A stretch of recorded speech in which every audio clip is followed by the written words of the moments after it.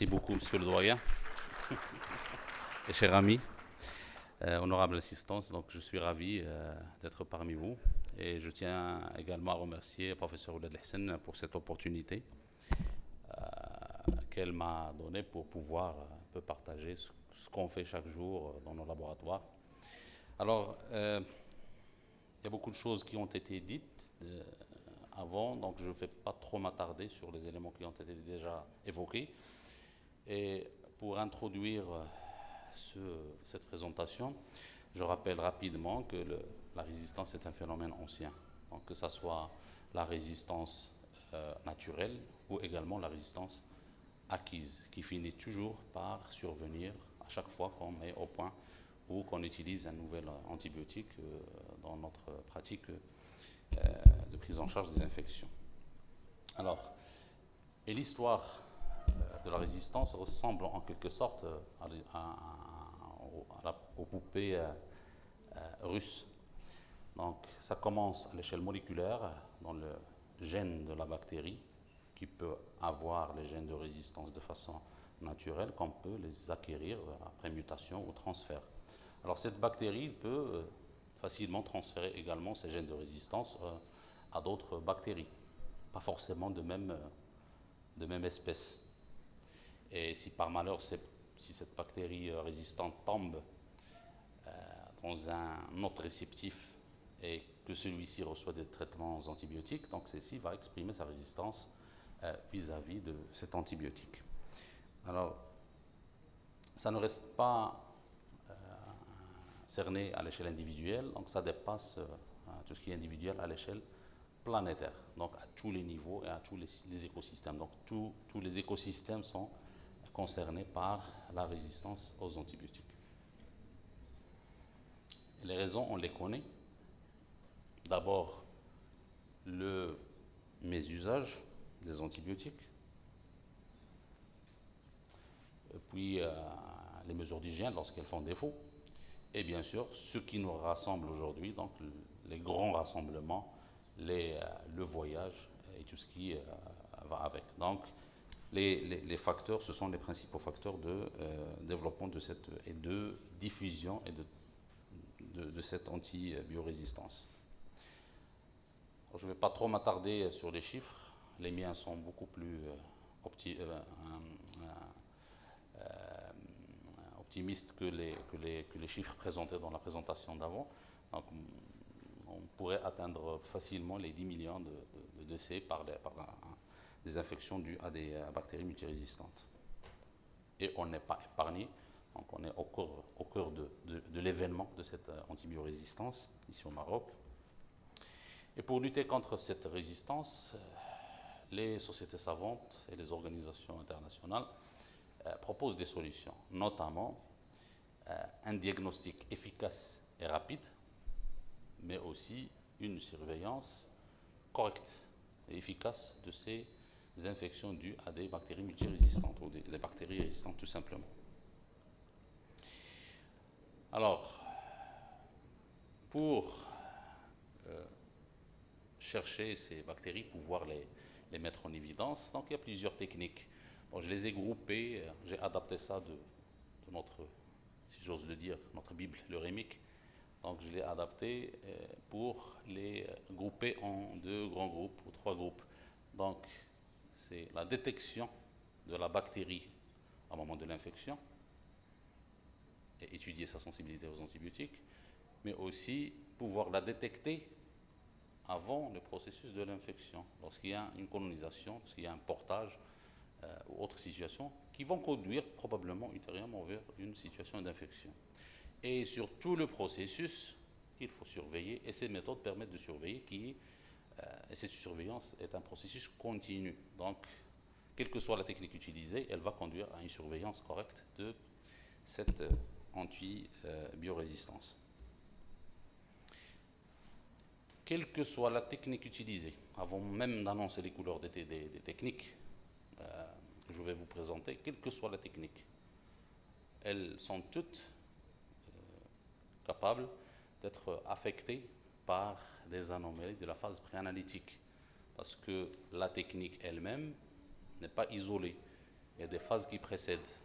Et ces phases pré-analytiques et pré-pré-analytiques sont responsables de 50 à 60% des anomalies, des résultats qu'on va fournir par la suite. Donc c'est pour ça, c'est pour souligner effectivement l'importance de la phase pré-analytique et pré-pré-analytique. Nous arrivons là aux différentes méthodes utilisées pour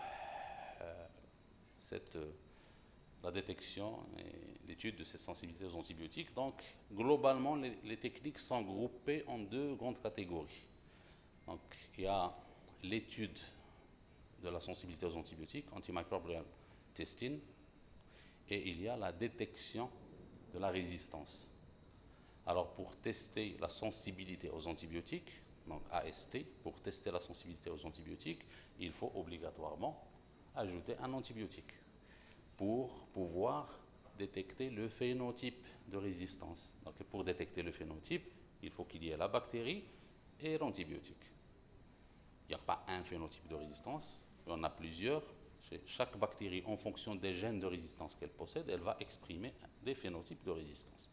Donc, la technique phénotypique, quel que soit son principe, met obligatoirement en contact la bactérie et l'antibiotique pour pouvoir détecter le phénotype. Il y a de nouvelles méthodes, mais toujours basées sur ce principe. Il faut qu'il y ait un contact entre la bactérie, notamment les techniques Malditov. Donc, c'est des techniques qui deviennent de plus en plus démocratisées dans nos laboratoires.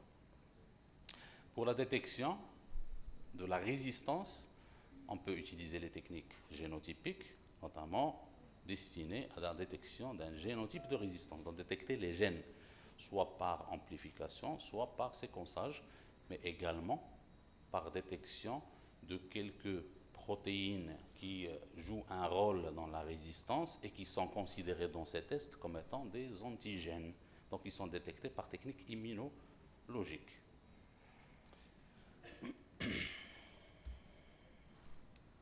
Alors, voyons un peu les techniques phénotypiques que j'ai essayé de classer ici. Je rappelle toujours contact, bactéries et antibiotiques pour pouvoir mettre en évidence le phénotype de résistance. Alors, ça peut être une détermination quantitative de la CMI, ça peut tout simplement être une détermination du diamètre d'inhibition de la croissance bactérienne par l'antibiotique, comme ça peut être la détection de bêta-lactamase, mais aussi de détection de la bactérie multirésistante, et ça trouve surtout son application dans le dépistage des bactéries multirésistantes, donc les milieux sélectifs. D'ailleurs, cette technique peut être utilisée directement sur l'échantillon clinique, sans avoir la peine à isoler la bactérie 24 à 48 heures. Je vais m'arrêter surtout sur la microdilution et la technique de diffusion. L'une, c'est la technique de référence, et l'autre, c'est la technique de routine qu'on utilise dans nos laboratoires. C'est l'antibiogramme utilisé pour la diffusion, donc on l'appelle communément antibiogramme, et l'autre, c'est la technique de détermination de la CMI par microdilution. Et on ne peut pas parler des deux techniques sans voir un peu à quoi ressemble la technique elle-même. Donc, pour la CMI par microdilution, qui est la technique de référence pour étudier la sensibilité aux antibiotiques, il faut des plaques ou des barrettes dans lesquelles on met une quantité croissante d'antibiotiques avec la même quantité de bactéries dans tous les puits, et puis la quantité minimale d'antibiotiques qui inhibe la croissance de la bactérie correspond à la CMI. C'est tout simplement ça. Pour la technique de diffusion, antibiogramme, donc il faut mettre des disques d'antibiotiques sur un milieu de culture, ça diffuse sur le milieu de culture, et puis il permet d'inhiber, s'il est efficace, s'il n'y a pas résistance, il permet d'inhiber la croissance autour du disque. Donc là, c'est des bactéries qui résistent à l'antibiotique, et là, c'est des bactéries qui sont plus ou moins sensibles. Alors, toutes les techniques utilisées pour étudier la sensibilité aux antibiotiques ou la détection de la résistance se base sur des recommandations. On ne teste pas n'importe quoi, n'importe comment. Il y a des recommandations et celles qu'on suit personnellement dans mon laboratoire, c'est les recommandations ECAST. La dernière version est celle de janvier 24. Il y a aussi la version plus ou moins adaptée, la version francophone adaptée, c'est celle de l'SFM. Et dans les deux, je ne vais pas vous raconter tout ce qui se trouve dans les centaines de pages, dans les recommandations, mais les deux, quelles que soient les recommandations, ont pour objectif de catégoriser la bactérie qu'on a isolée, catégoriser son phénotype, catégoriser son profil. Donc en sensible, résistant ou sensible à forte posologie. Sensible à forte posologie avant correspondait à une activité incertaine. Là, sensible à forte posologie, donc l'activité elle est assurée, mais il faut une forte posologie. Concrètement, si vous permettez, je vous montre comment on a dans notre laboratoire pu décliner toutes les recommandations en documents didactiques qui permet à mon équipe de ne pas se perdre dans les recommandations, à chaque fois aller chercher dans les centaines de pages. Donc j'ai préparé pour eux un petit document pour s'en servir. D'abord, pour rappeler un peu les antibiotiques qu'il faut tester par groupe de bactéries. Là, c'est les entérobactérales. Je prends l'exemple des entérobactérales. Donc, on a la liste des antibiotiques à tester, les charges de disque qu'il faut tester, et bien sûr, les dispositions qu'il faut respecter. Parce que parfois, même la position du disque, elle doit être respectée, notamment ici, pour pouvoir détecter la synergie lorsqu'il s'agit d'une souche productrice de BLSE, le bouchon de champagne, le fameux bouchon de champagne. Donc même la disposition des disques, il faut la respecter. Donc pour permettre à mon équipe de suivre tout ça sans se perdre, donc, on a verrouillé tout ça. Et bien sûr, pardon, il y a parfois des situations où on n'est pas sûr. Est-ce qu'il s'agit d'une sensibilité, d'une résistance, d'une contamination? Donc même ça, tous les cas de figure possibles qui risquent de prêter à confusion, donc on les a mis dans notre petit document, comme ça pour celui qui va lire l'antibiogramme ne se perde plus. Et bien sûr, reprise d'une partie des recommandations, notamment les antibiotiques à tester, rappeler ceux qui présentent une résistance naturelle vis-à-vis d'un antibiotique, parce qu'il ne faut pas quand même rater des phénotypes impossibles, c'est une erreur, parce qu'il s'agit d'une souche naturellement résistante et la rendre sensible, c'est une erreur grave. Classification des antibiotiques tels qu'ils sont classés dans les recommandations, par famille, par antibiotique, même par mode d'administration, et rappeler si l'antibiotique est commercialisé au Maroc ou pas, NCM. Donc tous les antibiotiques qui ne sont pas commercialisés, on fait un rappel. Et bien sûr, les valeurs qui permettent de classer la souche S, I ou IR par rapport au diamètre d'inhibition ou à la CMI. Et bien sûr, les repères de la lecture interprétative. Un antibiogramme, un résultat d'étude de la sensibilité aux antibiotiques ne doit jamais sortir tel qu'il est. Il faut une lecture brute et obligatoirement une lecture interprétative. Les règles de cette lecture interprétative, on les rappelle ici, dans nos commentaires ou remarques internes, pour ne pas faire de gaffe. Alors, parfois, il faut carrément changer la catégorie clinique sensible vers sensible à forte posologie. Et l'objectif, c'est d'éviter l'échec thérapeutique. Donc, il y a des changements parfois qu'on doit faire entre la lecture brute et la lecture interprétative pour éviter cela. Et bien sûr, sans oublier les commentaires s'il le faut. Il y a des commentaires externes qu'on doit ajouter parfois dans le compte rendu. Donc là, on les rappelle pour que notre équipe puisse les ajouter pour éviter une mauvaise interprétation par nos collègues cliniciens. Donc s'il faut mettre des commentaires externes, on les ajoute dans le compte rendu. toujours rappel des résistances naturelles pour que nos équipes ne se perdent pas. Et bien sûr, quelques rappels parce qu'on a besoin de suivre, on a besoin de quelqu'un qui suit les recommandations à la lettre, mais pas aveuglement. Il doit comprendre ce qu'il fait. Donc, on rappelle même les repères de ces lectures interprétatives. Et bien sûr, la lecture interprétative et même la liste des antibiotiques à rendre. Parce qu'il y a des antibiotiques qu'il faut rendre, d'autres qu'il ne faut pas rendre, et d'autres qu'il faut rendre sous condition. Donc tout ça, pour que nos équipes ne se perdent pas, on l'a précisé dans un document didactique qui simplifie les centaines de pages de recommandations. Alors, sur cette histoire de rendre ou ne pas rendre un antibiotique, je donne un exemple où, si on connaît suffisamment de renseignements sur la patiente, par exemple ici, on a droit à ne pas rendre tous les antibiotiques. C'est une façon de rationaliser l'antibiothérapie à la base. On ne donne pas tout l'antibiogramme pour laisser le libre choix pour choisir des antibiotiques parfois inadaptés. Donc pour diriger un peu la prescription, on ne rend que ce qui est utile. Bien sûr, il faut tester tout et garder les résultats à la demande du clinicien. Mais on ne rend que ce qui est utile. Et le clinicien peut demander, on peut lui rendre le reste des résultats. Rapidement, par rapport aux techniques qui s'intéressent au génotype, donc les gènes de résistance, donc il y a l'amplification, la PCR, il y a le séquençage.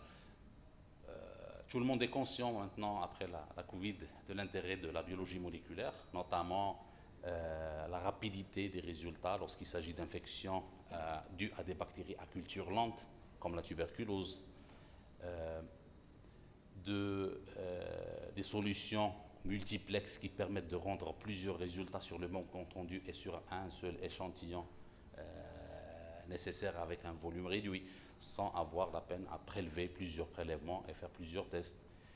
Et bien sûr aussi pour le dépistage, si on souhaite chercher un portage de bactéries multirésistantes, on peut faire ça avec des milieux chromogènes. Il faut attendre au moins 24 heures, mais en PCR, c'est en 1 heure. Et entre les deux, il y a un patient qu'on ne va pas retenir inutilement, en isolement.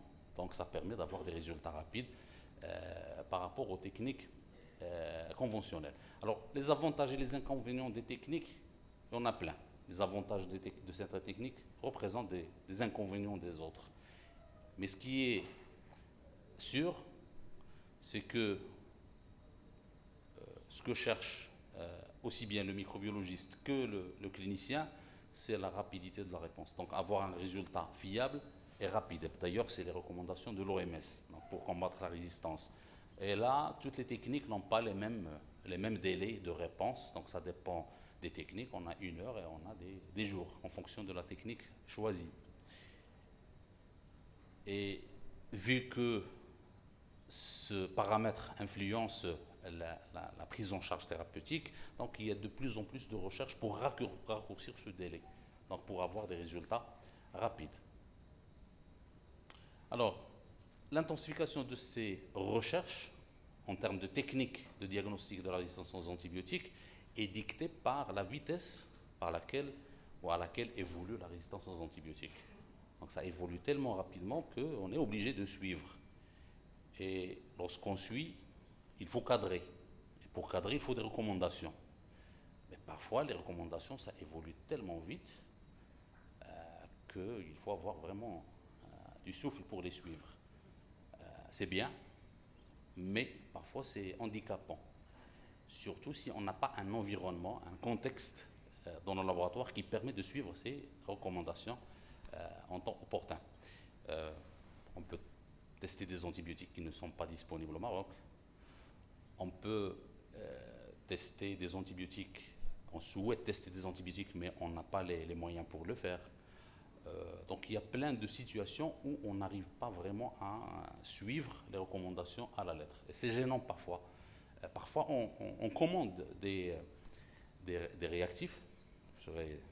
Donc parfois on commande des réactifs. Lorsqu'il arrive, les recommandations sont déjà changées. Donc il y a vraiment une difficulté parfois pour poursuivre ça, mais ce n'est pas un prétexte, puisque on a une obligation, c'est une opportunité, mais également c'est une obligation, parce que tout ce qui est sanitaire est classé en priorité des partenaires avec qui on va organiser les événements sportifs que le Maroc va connaître. Il classe même le souci sanitaire même avant tout ce qui est dopage. C'est justifié parce que le portage de bactéries multirésistantes peut atteindre jusqu'à 60%, c'est par région. Et notre devoir, c'est de pouvoir protéger nos invités, protéger nos citoyens et protéger même les citoyens des pays vers lesquels vont revenir nos invités. Donc, tout le monde doit s'entraider pour, éventuellement atteindre cette situation. On doit surveiller, on doit garder en tête le risque que jouent les bactéries multirésistantes aux antibiotiques, mais finir par ne pas avoir d'épidémie à bactéries multirésistantes. Donc c'est un souci qui doit nous pousser à travailler plus.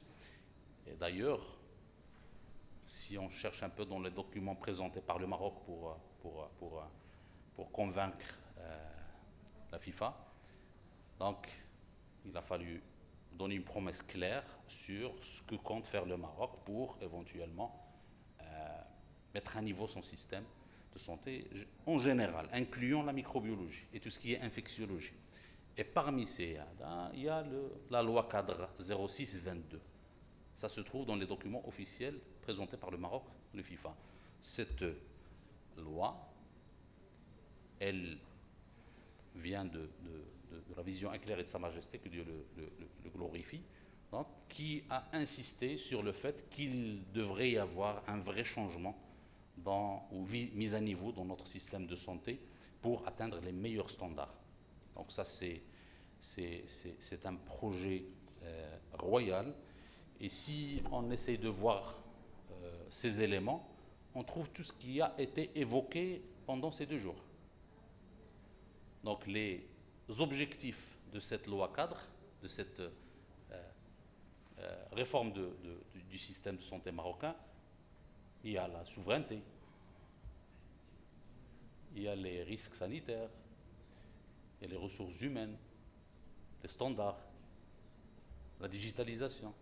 Donc tous les ingrédients qui nous permettraient de s'aligner avec les promesses présentées à la FIFA, donc on les trouve dans la loi cadre 06-22. Ainsi, la résistance aux antibiotiques est un défi majeur de santé publique mondiale.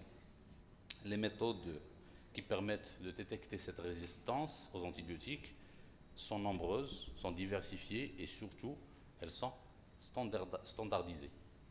Et parfois, cette standardisation et la vitesse avec laquelle sortent les recommandations est parfois handicapante. Donc notamment, aussi, si ceci s'ajoute au prix élevé parfois des tests, et parfois la non-disponibilité de certains tests font que ceci fasse une barrière à la détection rapide et correcte de la résistance aux antibiotiques, raison pour laquelle tout le monde doit adhérer à cette réforme du système national de santé, de son côté, microbio, infectiologues, autres, donc pour lutter contre cette résistance aux antibiotiques. Voilà. Merci.